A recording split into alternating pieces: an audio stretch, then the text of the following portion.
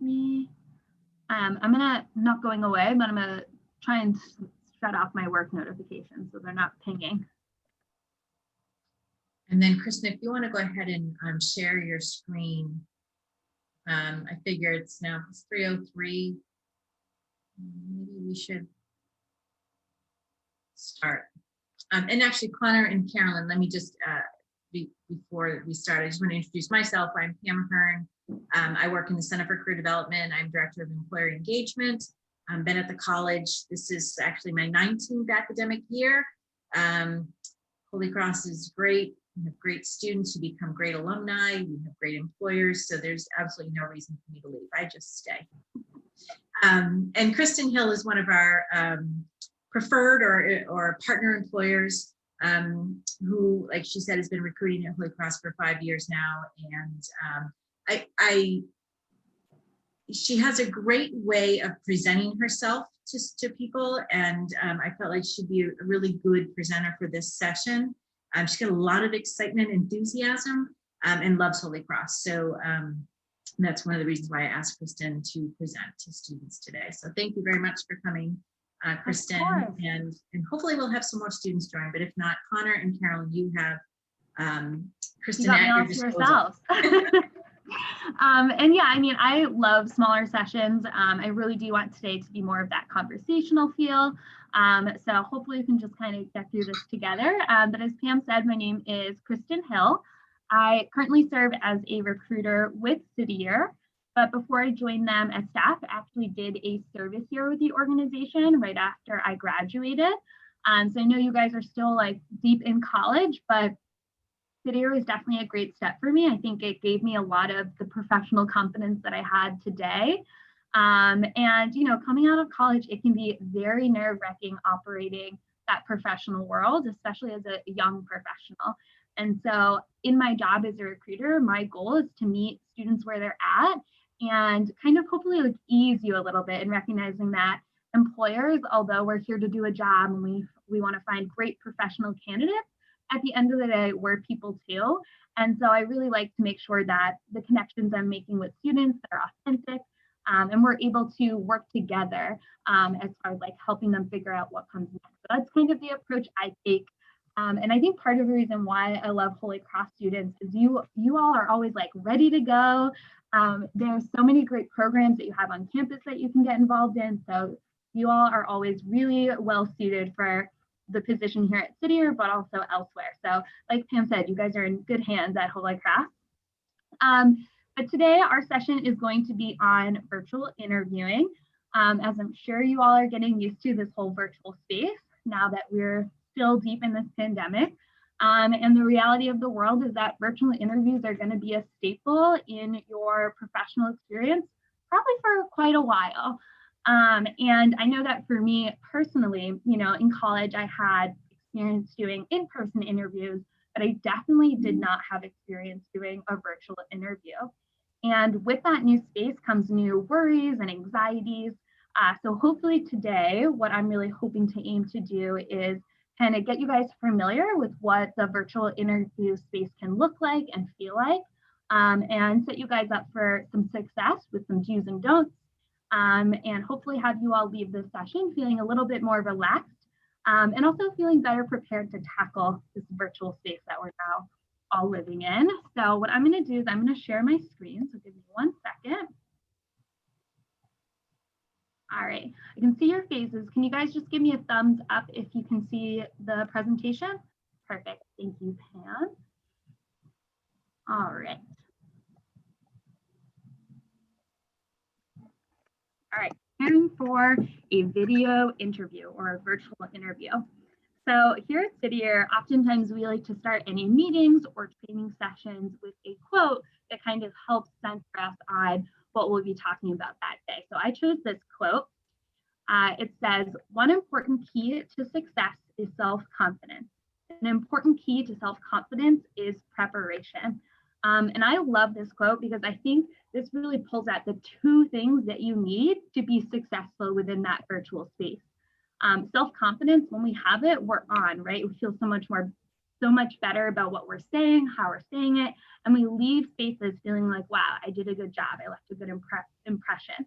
But in order to be self-confident, we really need to make sure that we take the time to prepare so that when we're going into that space, it'll be easy for us to turn on that charm because we're not worried about, do I look okay? Am I sounding okay? You've already practiced that. You feel good about that. So throughout our presentation today, I want you to keep that in mind, right? How do I maintain self-confidence and how do I prepare so that I can get that self-confidence? So this right here is just going over some of the things we'll speak about today. We're going to do a warm up in just a second, and then we'll dive deep into the different types of video interviews that you might experience. We'll talk about some of the things that you should do to prepare for a virtual interview. We'll do some do's and don'ts. We'll actually do some interview questions. So there's practice questions.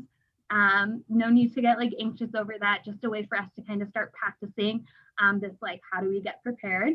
And then we'll discuss a little bit about the steps that you should take following the interview. One thing I'll say, I'm a talker. I can talk forever. So throughout the presentation, if you all come up with a question or you're curious about something or something I said doesn't really make sense, please feel free to interrupt me. I won't take it personally. Again, I want this to be very much so back and forth between us. So as our warm up, I would love to hear from the two of you on a job that you've either applied for in the past or you plan to apply for in your field after graduation. What are the types of roles that you're looking into? I know for me, I'm hoping to apply for a research position in between undergraduate and medical school. And then eventually when I apply to medical school, that's a lot of rounds of interviews too. Tons of them, yes. And how, with your past interview experience, whether it be like part-time jobs or internships you may have had up until this point, how comfortable do you feel in the interview space? I usually feel pretty comfortable with the interview. I do a lot of beforehand preparation. Great. I think what's difficult about virtual interviews is like the small communications that you would have in person are kind of lost. So it's hard to get a feel of who is interviewing you and how to present yourself.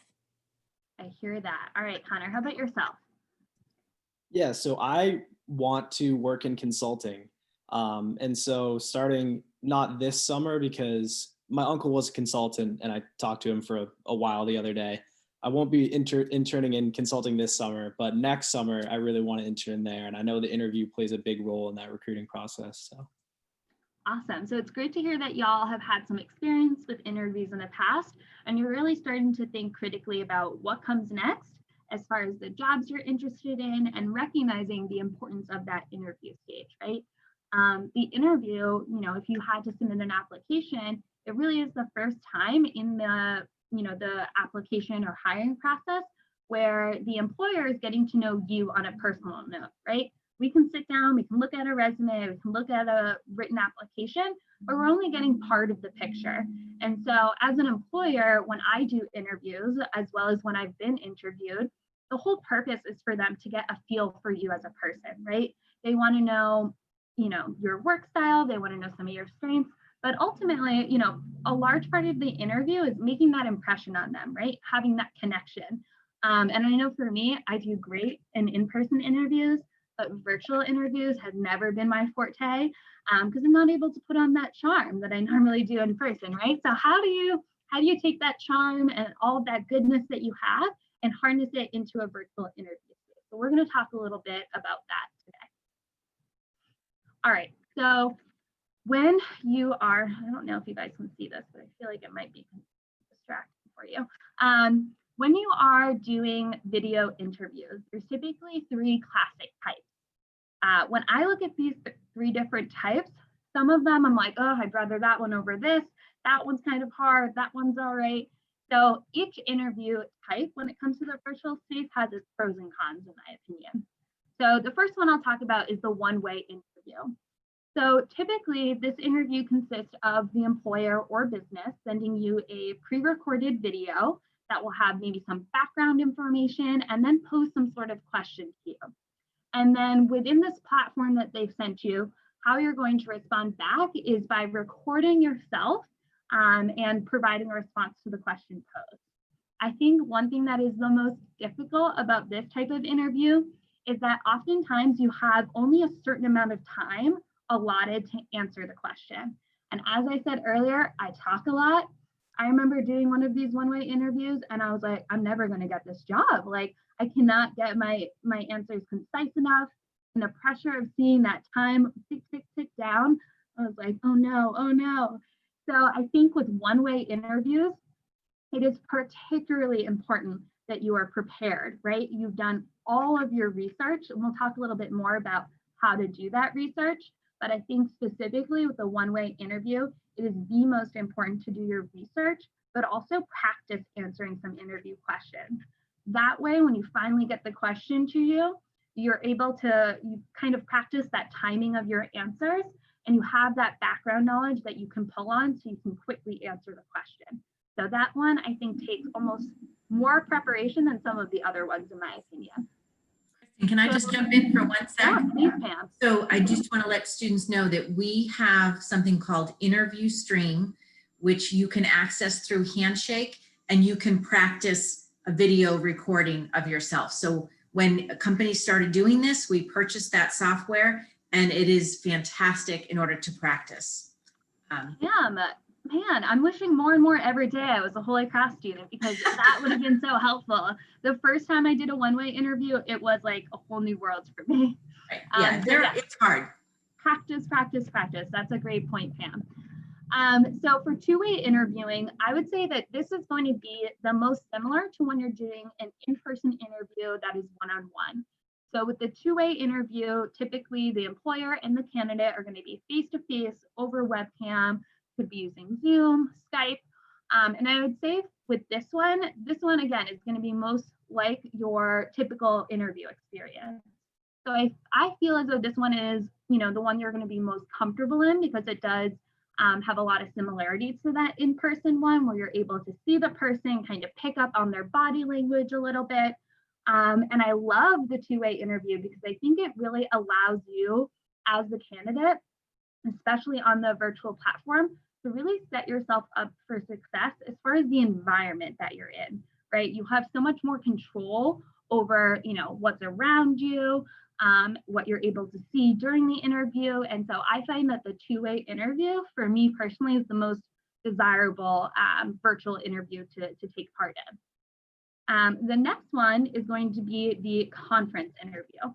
So with the conference interview, candidates are going to connect to a webcam, and typically instead of being in front of one person that's interviewing, you'll be in front of a panel of interviewers or a group of them. It's kind of like a group interview, but instead of there being multiple candidates in one interview, it's the opposite, right? And I think that the only hang up here is then you're getting not judged, but critiqued or evaluated by multiple people, right? So there's a lot of different people that are going to be taking you in. And I know for me, that gives me a little bit more anxiety, right? So many people, they all have their eyes on me, right? So again, the best way to kind of combat that anxiety that comes with a conference interview is going to be being prepared and being really self-assured that what you've prepared is going to help you get through this. So again, those are the 3 different types of interviews that you can probably expect as you move forward in different application processes. Any questions so far? You guys can just do a shake of the head. Perfect. All right, so preparing for the interview. So when we prepare for the interview, Carolyn, I know you mentioned this, right? Doing your research ahead of time. That is going to be your very first step. You want to learn everything you can about the company. So you pull up that website, have a notebook in front of you, or pull up a Word document and start taking notes. I find that when I read stuff on the website and even write it down verbatim, even just doing that kind of like studying in college, it really helps get that information in your brain so that day of the interview, you don't have to look down at all your notes. You've got it in here because you spent some time really reading and going over the information.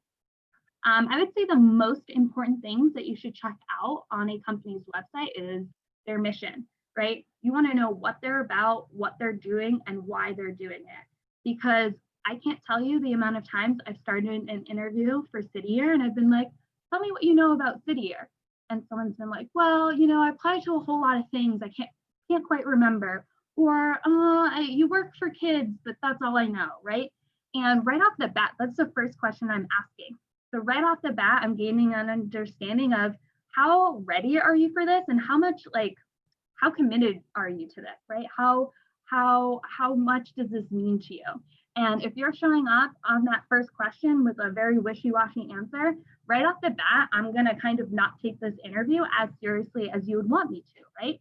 So showing up as your best self by knowing that mission and really understanding, like, what is this company value? What is their culture like? That way you can, describe it perfectly to the interviewer and really let them know that you're about this mission, right? You're not just about the paycheck that comes with it, but you're about the mission and the work that they're doing. Another great resource is going to be Glassdoor. Glassdoor is a really great way to gain some insight information on a company or an organization that they're not putting out there, right? People who write on Glassdoor are typically employees of a company, right? So they've had that firsthand experience of how does that work culture impact them? Is it a good work culture? Is it not? What are the strengths of this company? Or, what are the areas that they need to work on? So Glassdoor will help give you that insider information that you probably aren't going to find in the company website. Also on Glassdoor, I'll mention too, sometimes they'll even post interview questions that they were asked in the interview process. So that's another great place to check when you are going to start thinking about practicing interview questions before the actual interview. The next one, thoroughly read the job description and responsibilities. My favorite thing to do with this, I'm pretty old school. I like to print out the job description, actually highlight it, right? Highlight it, write all over it, mark it up. And the reason why I like to do that is because it's going to help you figure out some really helpful language, right? So in a job description, maybe it says something about, being able to analyze data. When you see that analyze data, you're recognizing, okay, this is a skill that they seek this candidate to have. And you can think back to your resume. Did I highlight that skill on my resume? And if not, you can now think about how can I highlight that skill of mine within the interview process. So marking up that job description is going to be really important. Mark it up, highlight some of those keywords, and then pull out your resume and compare them. And this is my favorite step when I prepare for an interview because it helps me connect what I'm applying to my abilities. And in putting that together, I'm that much more prepared for the interview. So marking it up and connecting, okay, analyze data.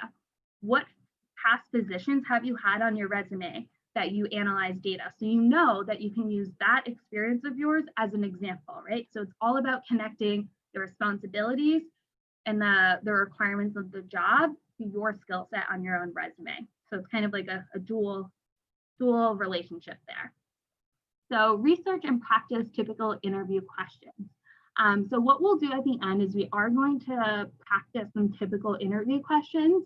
But I know for me, a lot of colleges, including the one that I attended, will have on their career page example questions, right?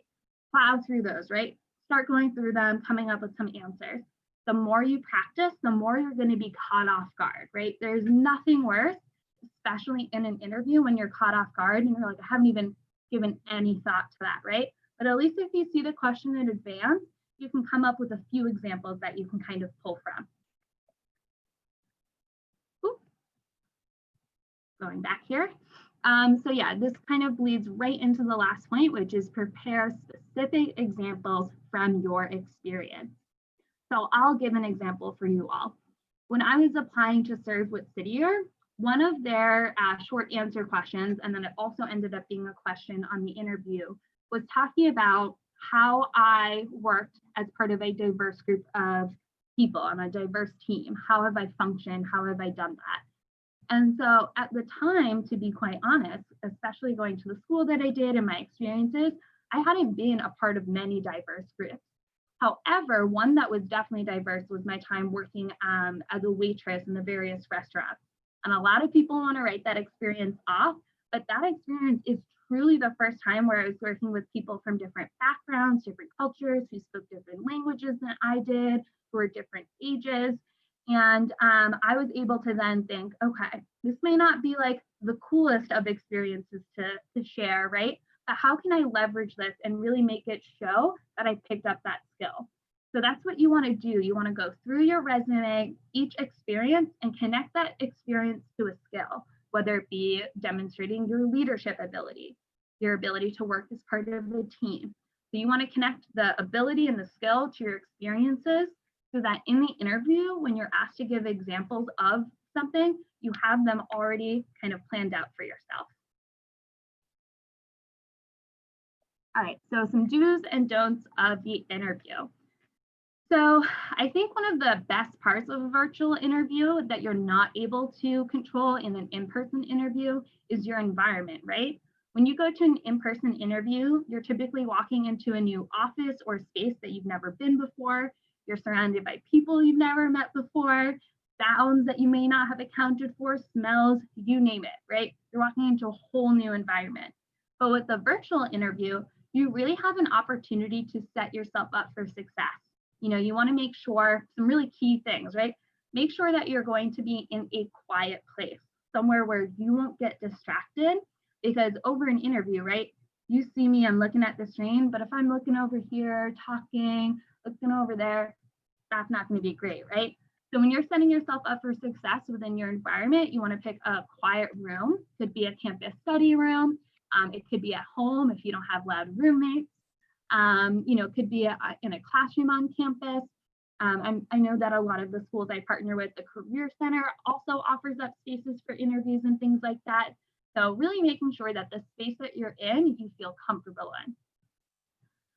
Additionally, just kind of a pro tip, especially in the virtual space, is you want to make sure that your technology is working, right? You want to check before the interview to see what platform are you using. Is it Zoom? Is it Skype? Is it Teams? And making sure that you have that platform loaded onto your computer so that it's not 3 o'clock and you're downloading it and you're 10 minutes late because it took 10 minutes to download. So you want to make sure that your technology is all set up, and you also want to combat for any obstacles that you might face. So sometimes the audio isn't great, have a pair of headphones next to you, right? Sometimes we get scratchy throat, have that water bottle near you, right? All of those things, they might seem super small, but they're all small things that are going to set you up for success and make you feel that much more comfortable during the interview. I've typically done this when I do in-person sessions. I'll typically walk into the room and I'll be wearing a sweatshirt, a hat, and glasses. And I'm like, all right, I'm a recruiter. I'm going to teach you something today, right? And the students are like, who is this person? They don't look like they know anything. And then I'll take it off and be professionally dressed. But my point being, for this dress professionally, even though it is virtual, right, and it seems a little bit more relaxed because you might be in your own space, you still want to set a good example, right? So dress professionally, put on that blazer, put on that dress, that tie, whatever makes you feel kind of spick and span. I know for me, I have this one dress that I feel really good in. I know I look professional. It makes me feel confident. So part of being successful in the interview space is making sure you feel that way as well. So make sure you kind of pick out what you want to wear beforehand, make sure it looks all nice. Because again, even though it's over video, they're still getting a snapshot of who you are over the screen. I already talked about checking your technology beforehand, but obviously that is critical to actually making the interview happen. Before your interview, spend some time reviewing those notes and that kind of background research that you've done right before, right? So you have it right in your brain. What is the mission? What are the values? Look over your resume. What are the experiences I definitely want to highlight for this employer that I think best represent who I am as a professional, right? The next thing I'll say, so during the actual interview, right? The virtual space doesn't change a lot of things about the interview. It doesn't change the types of questions that an employer is going to ask. They remain the same, right? And oftentimes when we are doing interviews, yes, they'll ask us a lot of questions about like, what do you think your best quality is? But there's also going to be questions that are going to almost try and trip you up as far as like, tell us about a quality that you need to work on or something that you need to improve, or something like that is kind of pushing you to answer something really negatively about yourself, or kind of trying to get you to spill the beans. But there's a way to spill the beans and give a great answer without kind of painting yourself in a negative light. So you want to make sure that when you are answering a question that you are positively spinning it. So during my interview, for example, with City Year, they asked me about a time where I worked as part of a team to accomplish something, but we hit a roadblock, right? So I had to talk to them about an experience I had where we pretty much failed, right, to start.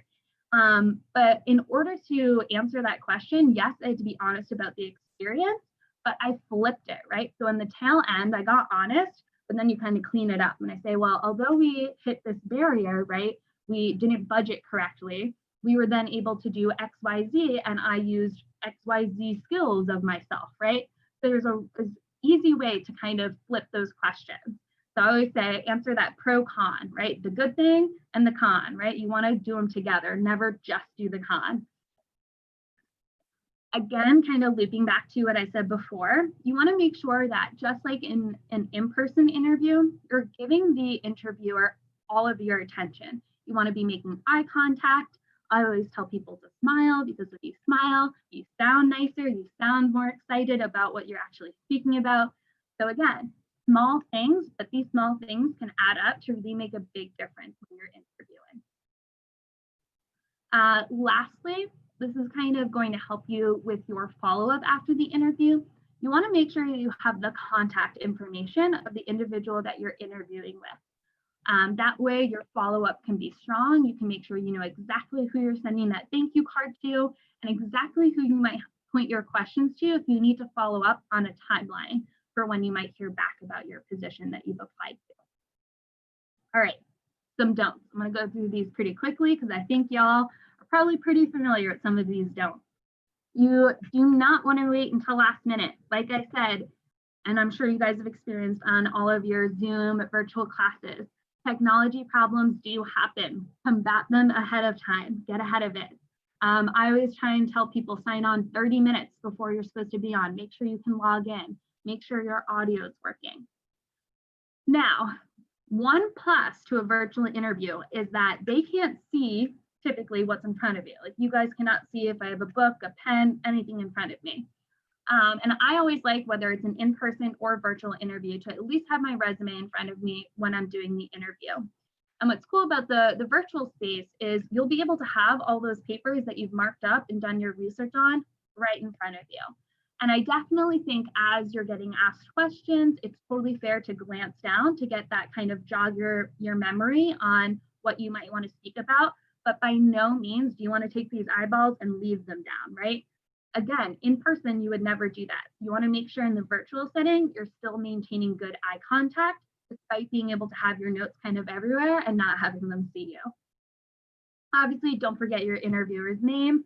First step, I always, when I'm out on the road, I meet a ton of students, I play a name game in my brain so I don't forget the name. So make sure you're continuing to like hold all of those same standards that you would do in person. Be respectful. I think one downside to the virtual interviews, they can feel a little bit more casual. You're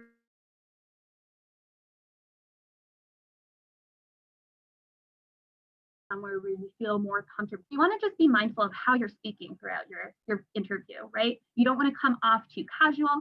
I think there's definitely a way to strike a balance between being conversational and, acting like a human versus being too casual and not formal enough. So you want to make sure that the language that you're using is appropriate and you're still maintaining that professional tone throughout your interview. I've always found at the end of my interview, that's when you're able to kind of drop it a little bit. Everyone kind of closes up their books and you're able to say thank you and just kind of have that breather. So save the casual for the end when you're like, thank you, goodbye. Save it for the end. Another thing that is true for any interview is you want to make sure that you don't speak poorly about any previous jobs you've had or employers that you've worked with. That typically will demonstrate to the employer that you have had hardship in a work environment, which might cause pause for them in regards to, is this person going to jive with other employees here? If they've tipped with other employers or at their past job, is that same thing going to happen here? And I most certainly think that in some of the questions you might be asked, is there a certain work environment that you thrive in? You can answer that question without mentioning, oh yeah, my last work environment like stunk, they did this, this, and that. You can still answer in that positive way without being, throwing the dirt under the rug, if you will. So another thing that I find that especially college students that I work with are hesitant about sometimes is asking for clarity or asking the interviewer to repeat the question. If you don't understand a question or you don't know if you heard it correctly, do not hesitate to ask again. I think that when you take that time to kind of slow down in the interview and recognize, I think I have an answer, but I really want to make sure I understand correctly. I think when you ask us to repeat ourselves or to clarify, it shows me as an employer that you are taking immense care within this interview. You care a lot about the interview and you want to put your best foot forward. So definitely do not hesitate. I think that for us is a good sign that you are, being really, you're here with me, right? You're not somewhere else, you're here, you want that clarification, and it shows that you really care about what you're doing. All right, this last one is going to be true for those tricky one-way interviews.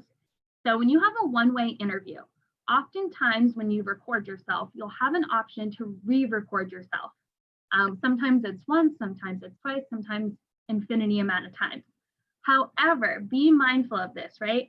When you re-record yourself, that's great. And typically the company or business will use that last recording that you were set on, but oftentimes they can see some of your past tries. And I actually had experience, and I was really lucky that when I did my one-way interview, it was someone that I personally knew at the company, and they kind of let me know, oh, we can see your past tries. And it was a good check for me to remind myself, I need to be professional throughout the whole time, even if I don't think they're going to see it, right? I remember in one of my recordings, I was like, oh, shoot. I might have said a swear word, but right. And I was like, oh, they're not going to see this. I'm re-recording it, but that is not the case. So don't pull that move like I did. You live and you learn. But yeah, that'll get you and it can be tricky. Additionally, part of the interview, as much as we as an employer want to ask you about your experiences, the skills that you're bringing to the table, and want to learn about you, we also want it to be, conversational to an extent. We want you to also get to know us, to get to know the company. As much as we're looking for someone who kind of fits into our company, you're also looking for someone who fits in with you. And so we want to make sure that when you choose us or our job, that you've taken your time to actually explore it, right? And feel really confident in making that choice. So typically at the end of the interviewer, an employer might ask, do you have any questions for me? Definitely prepare those questions, right? That's not a silly goose question. We really, really do want to know, what are you interested in? And that's also an opportunity for you to shed light on how much preparation you've done, how much research you've done. You can say, oh, on the website, I noticed that your company has a value of empathy.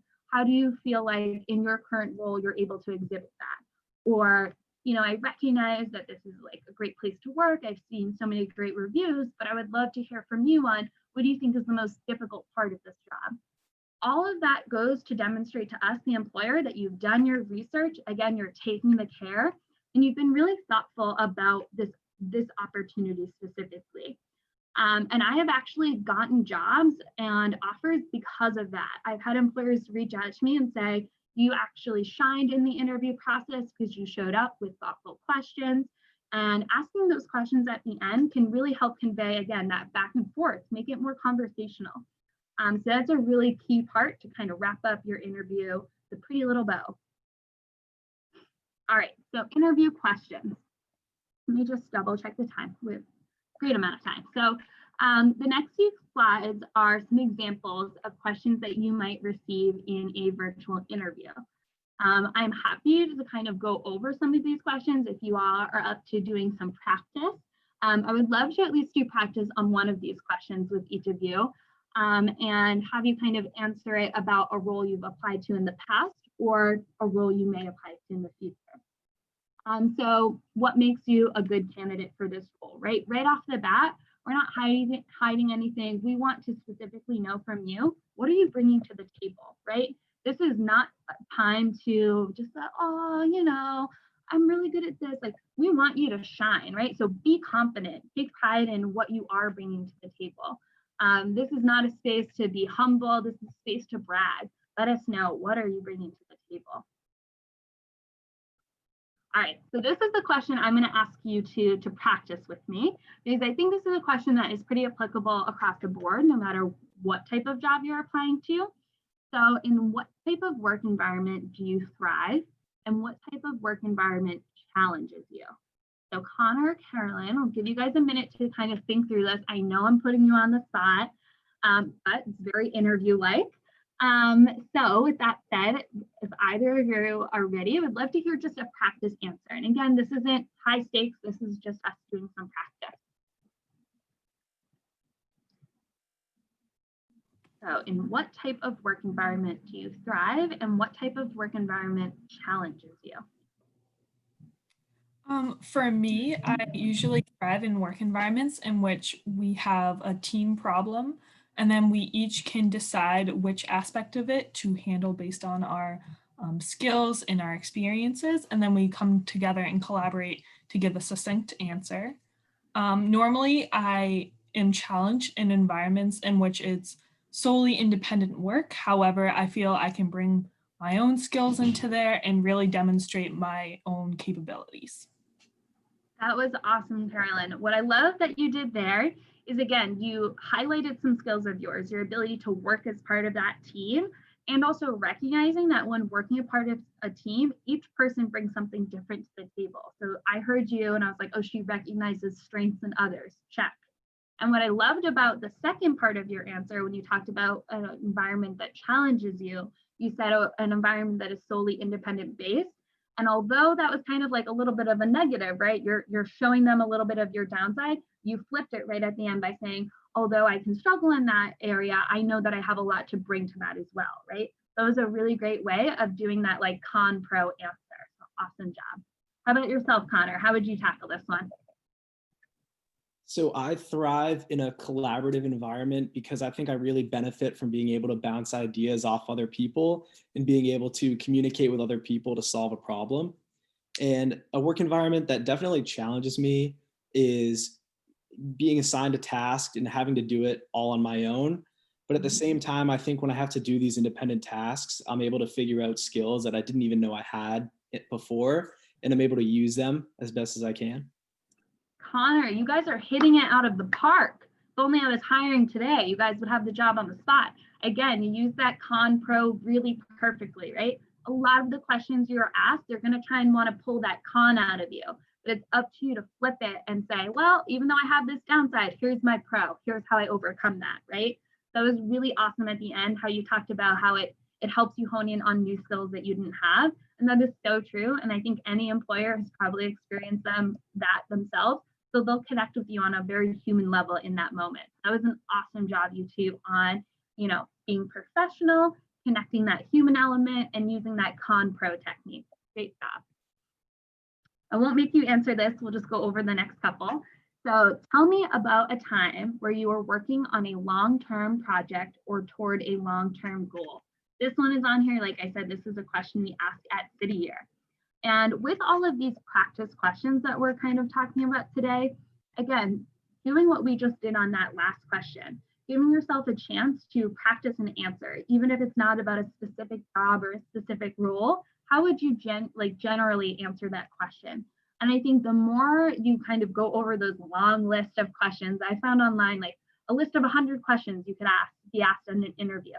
The more you practice those, the more and more you're going to have that self-confidence that we talked about at the beginning of this presentation, because you're not going to be anxious about, will I have an answer to this question? Because the answer is yes, you will, because you've practiced it. So again, the more you become familiar with interview questions and the more you practice them, the more that anxiety is going to melt away and you'll feel that confidence as you're walking or sitting and videoing into those spaces. Tell me about a time where you worked with a team of others to solve a problem. So one thing I'll say about this question, and it's both like a pro and con in my opinion, is when I ask this question to typically recent college grads, oftentimes many of them will talk about working on a class project, right? In college, right? You had to work as part of a team to accomplish something, right? So they'll talk about a class project or a group project that they had to do and talk about what was difficult and how they overcame it. And I think that's a great response. But when you start thinking about how you might want to respond to these questions, I also want you to keep in mind, and how are you going to stand out, right? How are you going to stand out in comparison to other applicants that are going to be answering the same question, right? So how do you make it unique to you? So again, like me, I remember when I talked about working in the restaurant, my interviewer was like, no one ever talks about that kind of stuff, but that's real jobs that you're doing, right? And they were impressed by the fact that I took an answer that maybe most people would have shied away from, but talked about it and made it my own. And so when you're kind of practicing and coming up with your responses, think about, how am I making this response unique to me as well? Because those are the moments that will help you stand out, especially in the employer's mind when they're trying to pick from different candidates. All right, so do you have any questions for me? I am going to kind of open this up to talk about, because I think that this question, like I said, I think this is the best question to be asked at an interview. That's because I feel like I thrive in this area. I always have a ton of questions for them. But I would love to hear from either of you if in past interviews you've had this question asked and what types of questions you ask the employer, or thinking about a future interview, what is one question you might want to ask an employer?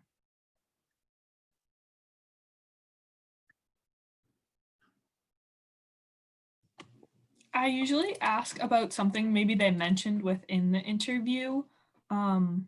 Like for example, last week I had an interview at UMass Medical School, and we talked about like diversity within the interview. And so later on I added that to one of my questions just to like show that I was listening. I love that. Like you said, you showed that you were listening, that you kind of were locked in on them. And I love that you asked that, because again, it allows you to flip the interview back on them. And that's something that employers don't get often. We're so used to being the professional one and going through the mundane interview questions. But when you flip it back on us, it provides us with a new challenge and excitement. So it is, again, a great way to stand out. Connor, how about yourself? Have you had experience with this question before? So I've never actually had a job interview. I've had jobs for the past 6 or 7 summers, but none of them, I was a campus. Formal business interview. Yes, I've never had a formal business interview, but I will say I did an interview at Holy Cross, and that was, for me, it was, I'm trying to find out stuff about student life. I'm a high school senior. What can I expect next year? I'm the big dog on campus right now. What can I expect when I'm the freshman next year? I love that. I love that, Connor. And I think one thing that you kind of drew on those questions is really making it personal to you, right? Because as I mentioned, the interview, yes, it's for us, the employer, to get to know you, but it's just as much for you. So I love that you made those questions personal to you, right? I have XYZ criteria, like, is this going to match up here? So again, making those questions personal to you, another great way to stand out. So good job, y'all. All right, so to kind of wrap up for today, what do we do after we've aced and nailed our virtual interview, as I know you two will do? The first thing I like to do after a virtual interview is what I like to call a brain dump. I just get everything that just went on out on paper. The first thing I try and write down is the questions that they asked me. Not only just to kind of think about, did I give a good answer, but to also have those as backup, recognizing that this might be a hot question that a lot of employers ask, right? Or maybe one of the questions they asked me, I didn't feel like I had the best answer for. So now that it's after the interview, I can take some time to think about, how could I have better answered that question? What would have been a better example? Also, it's a great way to kind of drop those on Glassdoor and help out future people if you want to. After you've kind of done that brain dump, taken some time to think about the interview, how it went, what you did well, what you might need to work on. The next thing you're going to want to do is, again, show up and show them your best by making sure you send that thank you note, whether it be a physical card or even over email.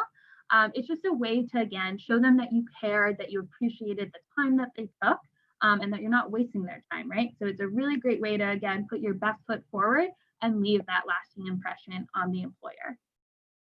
If you didn't do this during the interview, as far as like asking your employer, when am I going to hear back from you next? What is our next step? Or who should I contact? In your thank you or your follow-up, you'll definitely want to ask them about a timeline, or when you might get that next update from them.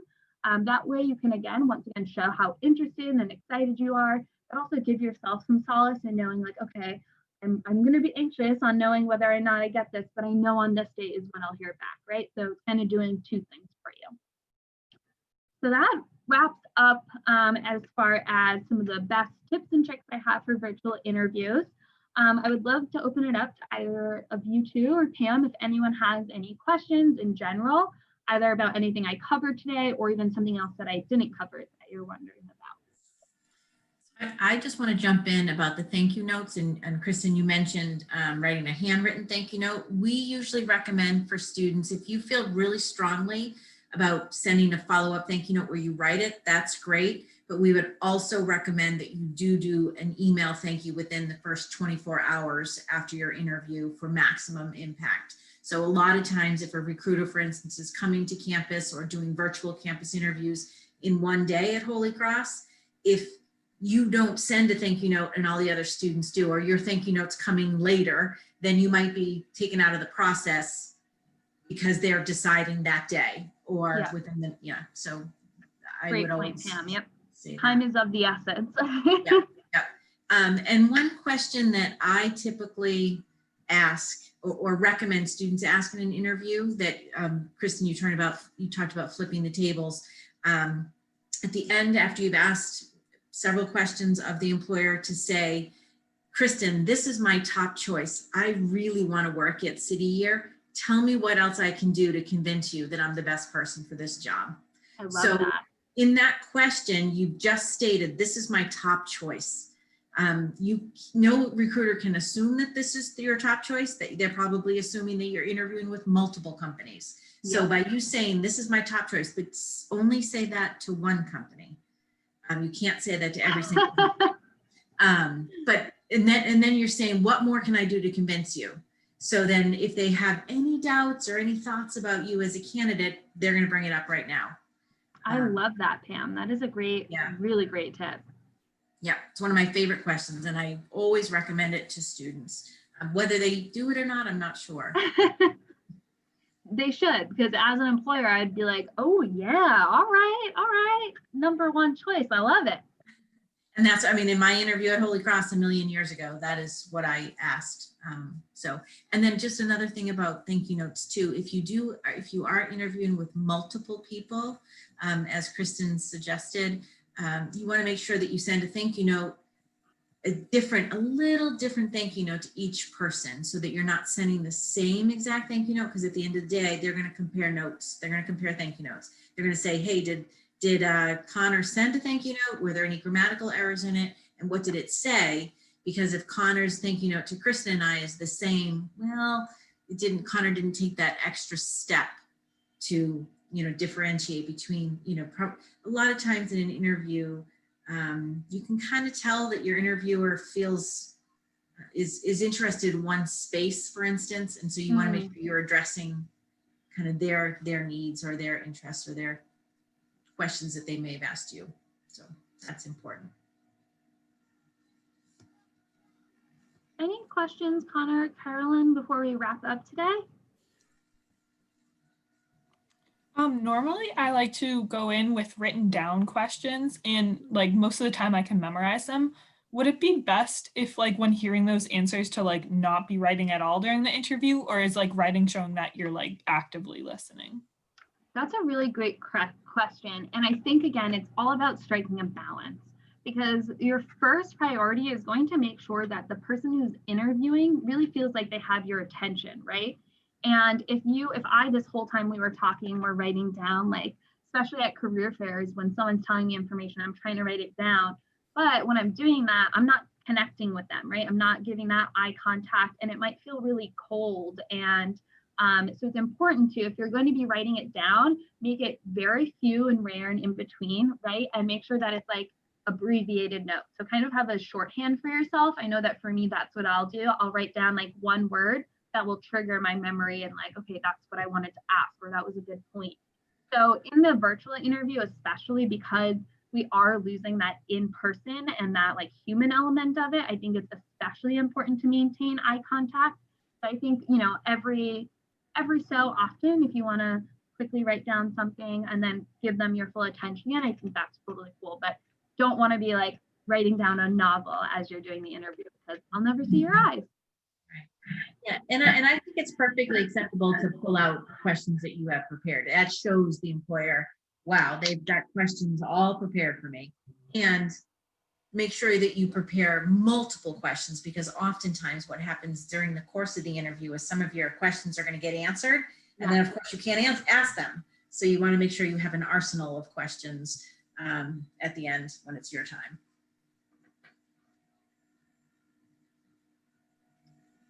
I was just going to ask, in terms of, for a virtual interview, obviously this wouldn't be an issue in an in-person interview, but for a virtual interview, how should the background of your Zoom screen be managed? Because I feel like if you do it in a certain way, it can give a different message. So Yeah, definitely.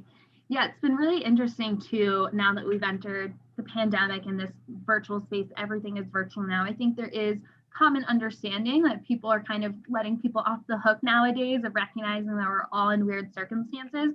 But I think for an interview, again, this is an opportunity for you to show how much you care and just like how respectful you are of their time by making sure you are in a professional setting. So whether that's having a blank wall behind you or using a virtual background, I think one thing you'll also want to think about is making sure that the person interviewing you isn't going to be distracted by your background, right?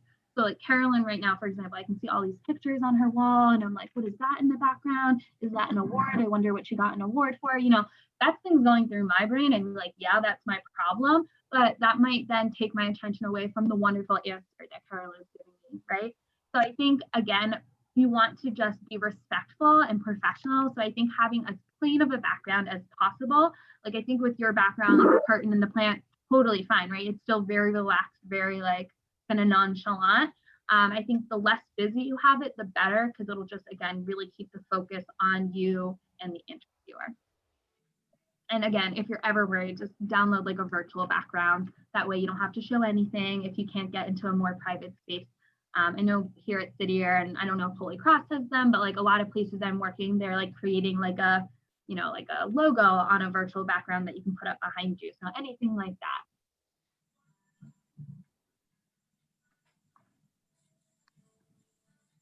All right. Well, if you two don't have any other questions, I'll just say thank you so much for your time today and for joining me. I absolutely love working with Holy Cross students, so it's been a pleasure. You two did a great job. I feel very confident that you guys will hit this job market and hit it running and do a great job. If you all do think of any other questions or you have a job interview coming up and you want some extra feedback, I'm always open to supporting you all, even if it's not City Year related. So Pam, feel free to share my contact information with students. I'm happy to like do a few practice questions with you even. So whatever I can do to make you feel confident and comfortable, that's what I'm here for, because I wish I had that person for myself when I was a senior just in college. So thank you so much, Kristen. This was great. And I'm really excited that you reminded me to record it, because we will definitely, we're trying to get a library of videos for students. awesome. So that you can tune in whenever it works for your schedule. So thank you so much. This was really, really fantastic. I really You're very welcome. appreciate the slides and kind of the stories and the anecdotes that you shared. I think they were great. Of course, of course. Well, thank you everyone. And I will hopefully see you all soon enough on campus one day. All right, bye guys. Thanks for coming. Take care. Thank you. Thank you, Pam.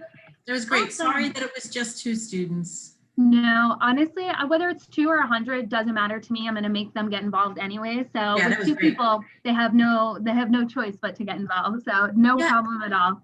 And they were pretty engaged, I thought. They were great. It was really good. So they had some really good questions too. So, and again, I feel confident that all the students will be rushing to this recording come spring semester when they're like, so sure oh no. All right. Thanks so much, Kristen. You take Of care. course. You too. Bye-bye. Bye-bye.